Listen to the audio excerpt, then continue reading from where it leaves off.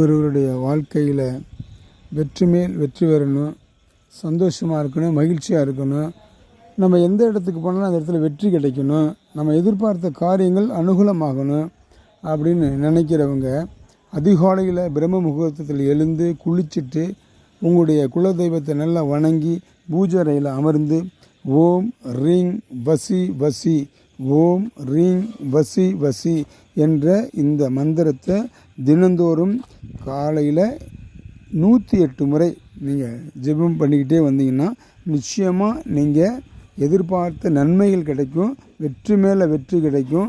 நீங்கள் போகிற இடமெல்லாம் உங்களை எல்லாருமே வரவேற்பாங்க.